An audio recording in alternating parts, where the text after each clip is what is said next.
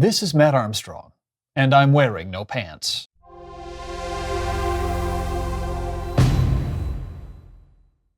Hi everyone, welcome to Penaphernalia, or my pen paraphernalia reviews as part of the Pen Habit. Today we are diving into a pen case. Now, I haven't used a lot of pen cases, so I don't have a lot to compare it to, but I wanted something that I could use to carry my pens back and forth to work.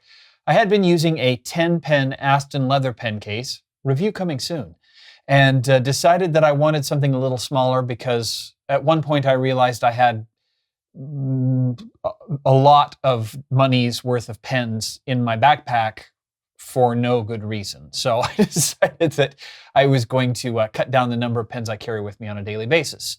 So today's review is for the Franklin-Christoph pen case. This is their 3-pen leather pen box.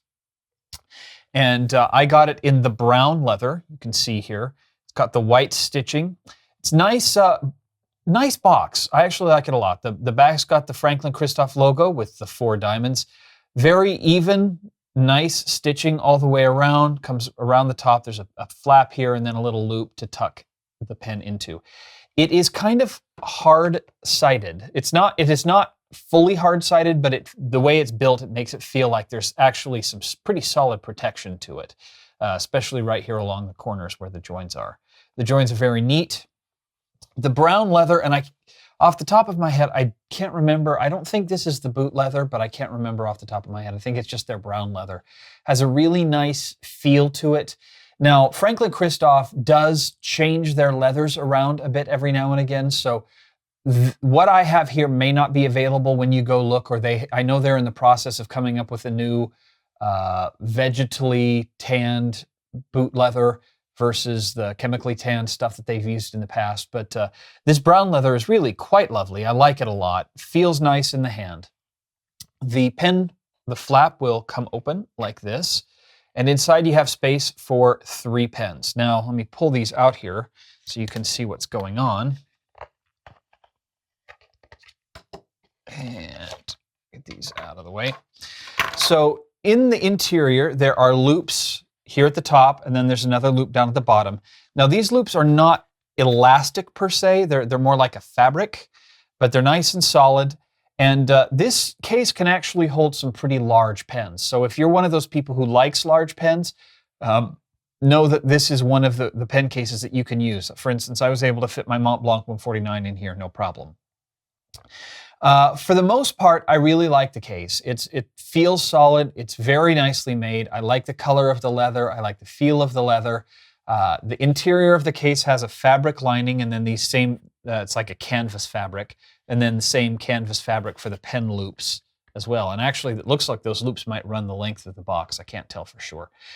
In any case, the one thing I will point out, though, is that the bottom of the case, right here, it doesn't have any support or any structure underneath it. It is just leather there, which isn't that big of a deal until you get a pen like this. This is my Stipula Model T. I'll be doing a re-review of this at some point.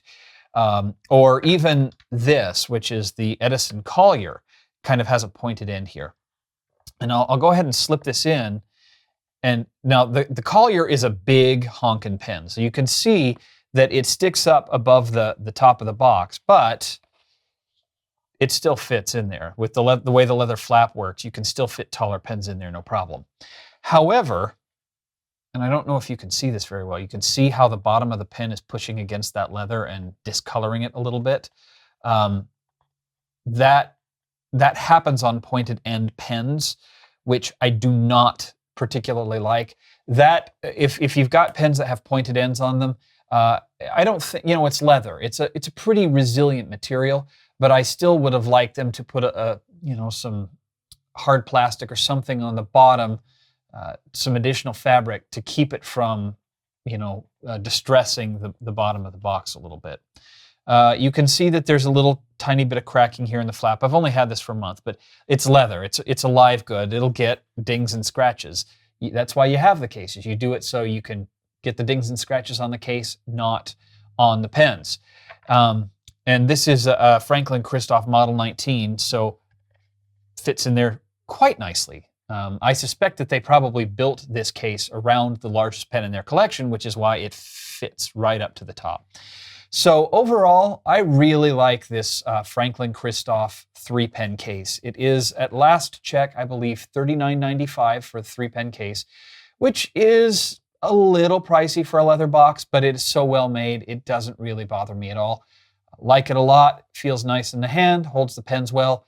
So that is my quick review of the Franklin Christoph 3-pen pen case in the brown leather.